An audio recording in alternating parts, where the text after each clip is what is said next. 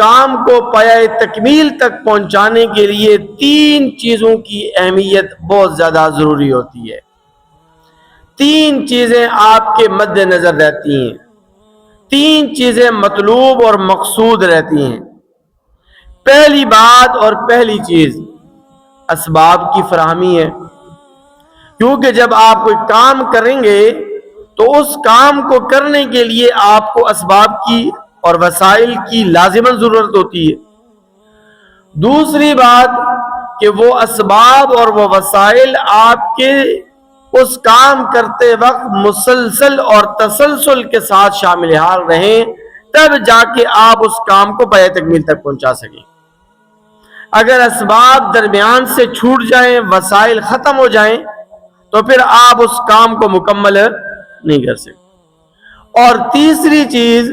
کہ اس کام کے نتائج بھی آپ نے حاصل کرنے، اس کام کے فوائد و ثمرات بھی آپ نے حاصل کرنے. تو جب آپ کوئی کام شروع کرتے وقت بسم اللہ الرحمن الرحیم پڑھتے ہیں تو بسم اللہ الرحمن الرحیم پڑھنے کے ساتھ ہی یہ تینوں کے تینوں مقاصد آپ کو حاصل ہو جاتے ہیں. کیونکہ جب آپ بسم اللہ الرحمن الرحیم پڑھتے ہیں، اللہ کا نام لے کر آپ کوئی کام شروع کرتے ہیں، تو تمام چیزوں کا خالق، تمام چیزوں کو پیدا کرنے والا اللہ تبارک و تعالی، وسائل کو پیدا کرنے والا بھی اللہ تبارک و تعالی. تو بسم اللہ پڑھنے سے اللہ تبارک و تعالی آپ کے لیے وسائل کو فراہم کر دیتے.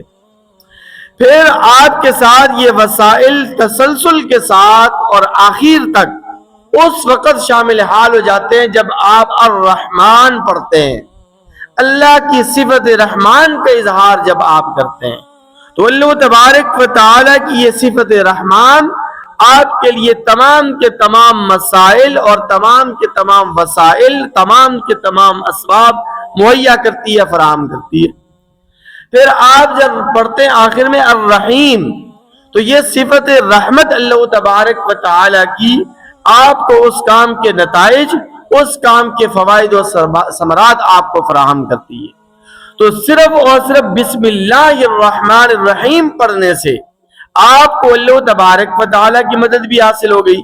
اللہ کی رحمت بھی شامل حال ہو گئی، اللہ کی اعانت بھی شامل حال ہو گئی. اسی لیے حدیث مبارکہ کے اندر بھی آتا ہے اور شریعت مطہرہ کا تقاضا بھی یہ ہے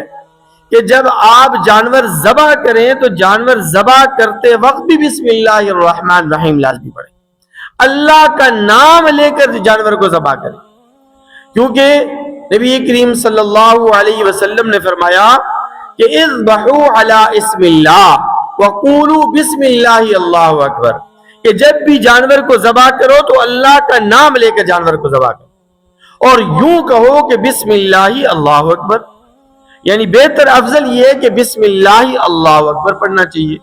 لیکن کم از کم اللہ کا نام لے کر ضرور ذبح کریں. کیونکہ جس جانور کو اللہ کا نام لیے بغیر ذبح کیا جاتا ہے تو وہ جانور حلال نہیں رہتا، اس جانور کا گوشت کھانا حلال نہیں ہوتا. یہاں تک کہ علماء فقہا نے یہ مسئلہ لکھا ہے کہ اگر کوئی آدمی قصدن اور عمدن جان بوجھ کر جانور ذبح کرتے وقت، چھری چلاتے وقت بسم اللہ اللہ اکبر یعنی اللہ تبارک و تعالی کا نام نہیں لیتا تو اس جانور کا گوشت حلال نہیں ہے، وہ جانور ذبح شرعی طور پر وہ جانور ذبح نہیں کہلائے گا، وہ حلال نہیں کہلائے گا. لیکن جانور ذبح کرنے میں جو لوگ چھری چلانے کے اندر شریک ہے ان کے اوپر بسم اللہ اور اللہ کا نام پڑھنا واجب ہے. ہاں جو لوگ جانور کو پکڑ رہے ہیں، جنہوں نے جانور کو رسی کے ساتھ باندھا ہوا ہے، رسی جنہوں نے پکڑی ہوئی ہے، دم پکڑی ہوئی ہے یا جانور کی ٹانگیں وغیرہ پکڑی ہوئی ہیں، ان کے اوپر تو بسم اللہ الرحمن الرحیم یا اللہ کا نام لینا لازمی اور ضروری اور واجب نہیں ہے. لیکن بہتر افضل ان کے لیے بھی ہے کہ وہ بھی ضرور تکبیر پڑھیں، بسم اللہ اللہ اکبر لازمی پڑھیں. لیکن جو لوگ ایک یا ایک سے زائد افراد ہوں، اگر وہ چھری چلانے کے اندر شریک ہے،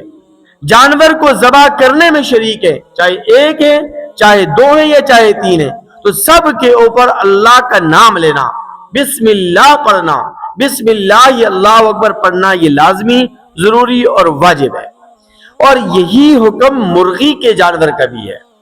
مرغی کے جانور جب ذبح کیا جائے اور مرغی جب ذبح کی جائے یا مرغ ذبح کیا جائے تو اس وقت بھی بسم اللہ اللہ اکبر یعنی اللہ کا نام لے کر مرغی کو ذبح کرنا یہ ضروری ہے اور واجب ہے۔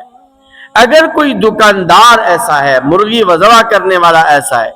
کہ جس کے بارے میں آپ کو کنفرم ہے اور جس کے بارے میں آپ کو مکمل طور پر تحقیق حاصل ہے کہ یہ مرغی ذبح کرتے وقت بسم اللہ نہیں پڑھتا، اللہ کا نام لے کر مرغی ذبح نہیں کرتا، تو آپ اس سے مرغی کا گوشت کبھی بھی مت خریدیں۔ وہ مرغی کا گوشت آپ کے لیے حلال نہیں ہے۔ با اعتماد آدمی سے آپ مرغی کا گوشت خریدا کریں، با اعتماد آدمی سے جس کے بارے میں آپ کو اعتماد ہو کہ یہ مسلمان ہے، کلمہ گو ہے اور جانور ذبح کرتے وقت، مرغی ذبح کرتے وقت بسم اللہ پڑھتا ہے، بسم اللہ پڑھنے کا اہتمام کرتا ہے۔ اور آپ یوں بھی کر سکتے ہیں کہ جب آپ مرغی کا گوشت لینے کے لیے آپ دکان پر جائیں تو آپ اس قصاب اور اس کسائی سے آپ کہہ سکتے ہیں، مرغی ذبح کرنے والے دکاندار سے آپ کہہ سکتے ہیں کہ بھئی آپ مرغی ذبح کرتے وقت بسم اللہ پڑھا کریں، اور بسم اللہ پڑھیں، آپ اونچی آواز سے آپ پڑھیں تاکہ اس کی آواز آپ کے کانوں تک پہنچے۔ اور اگر کوئی دکاندار انکار کر دیتا ہے، وہ کہتا ہے بھئی میرا تو 24 گھنٹے کا یہ کام ہے، میں 24 گھنٹے ہر وقت مرغی ذبح کرتا ہوں، تو میں ہر وقت بسم اللہ ہی پڑھتا رہوں تو میرا اور کوئی کام نہیں ہے، تو آپ اس سے بھی مرغی کا گوشت مت خریدیں آپ، کیونکہ وہ صراحتاً انکار کر رہے اللہ تبارک و تعالیٰ کا نام لینے سے۔ اس لیے مرغی کا جو گوشت ہے،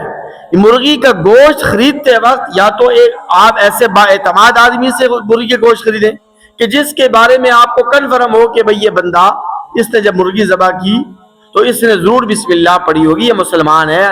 کلمہ گو ہے، اس نے اللہ کا نام ضرور لیا ہوگا۔ اور پھر جب دیکھیں دکاندار کو، مرغی ذبح کرنے والے دکاندار کو جب آپ اپنی آنکھوں سے دیکھ رہے ہیں کہ وہ مرغی آپ کے سامنے ذبح کر رہا ہے، آپ کی آنکھوں کے سامنے وہ ذبح کر رہا ہے، لیکن وہ